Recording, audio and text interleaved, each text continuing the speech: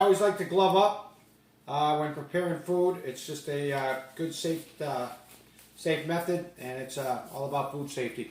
All right, I have a nice filet mignon that I've had out, coming up to a room temperature. You never want to cook a totally cold steak.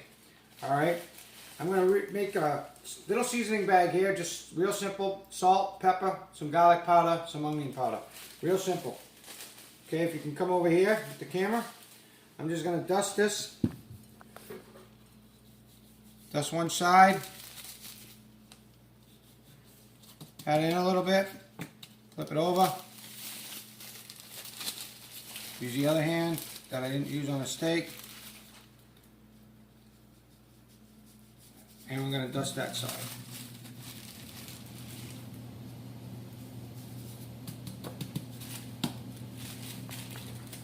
Okay, folks. Come over here to the pan here. You can see I've got some butter with a little bit of olive oil in there. And the reason why I added the olive oil is that not to burn the butter, okay? But we want that butter flavor, all right? But we get it nice and hot. We get a nice sizzle action going. And what we want to do is we want to hear this. That nice sizzle. Okay, that's what we want, folks. We want a nice sizzle action going.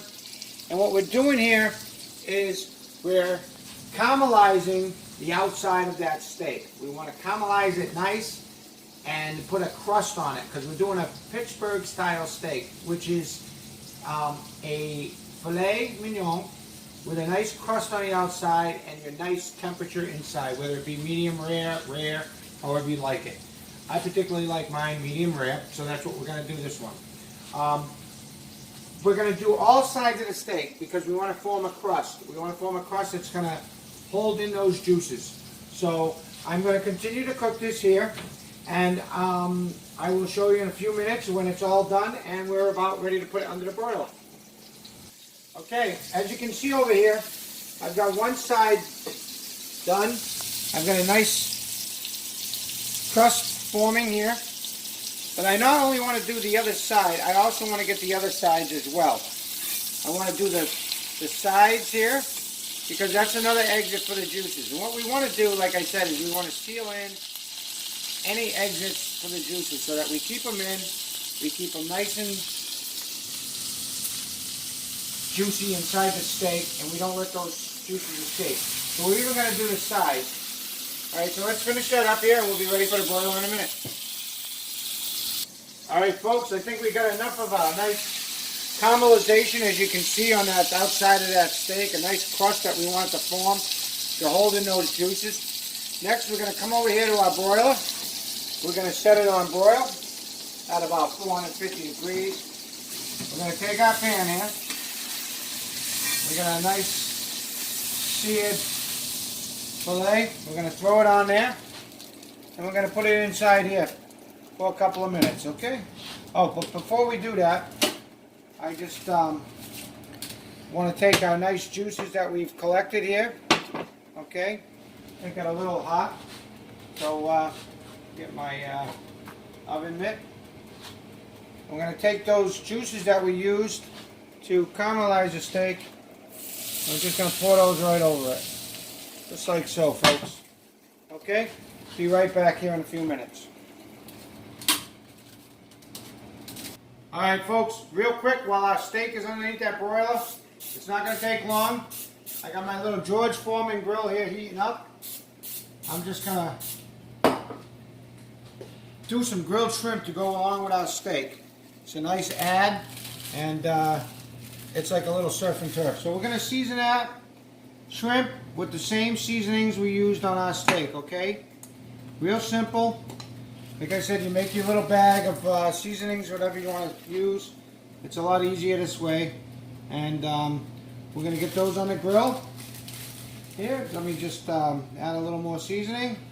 And we're going to add those right to our little George Foreman grill. Hear that? Nice sizzle. Alright, be right back with you when the steak's out.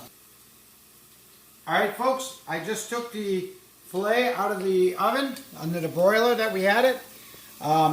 To me, it feels like it's right at the temperature I need. Real quick to know, this is a well done, medium rare kind of thing. You get to know the softness of it as you're going. My shrimp are grilling up nice here. We're just going to finish them real quick, and then I'm going to plate this up, and I'll be back to show you the finished product. All right, folks. Well, the meal's complete. I've got my grilled shrimp here. I've got some candied caramelized carrots, some sweet potato, and I grilled up some red pepper rings just to add to this fillet. Now let's just cut into this. I let it rest for a few minutes. You always want to let your steak rest. And we're going to cut into that. And look at that, folks. A perfect medium rare steak. Look at that. The juices are in there. They're sealed in. And I just hope I gave you some information here on making a nice little quick meal for you and your girl, or for you and some dinner guests. And I'm about to enjoy this great meal. But I hope you enjoyed it. I will continue on with some other little insights on cooking some different dishes. With this coronavirus going on, why not? I might as well. I see a lot of people out there cooking at home. I see some wonderful dishes online.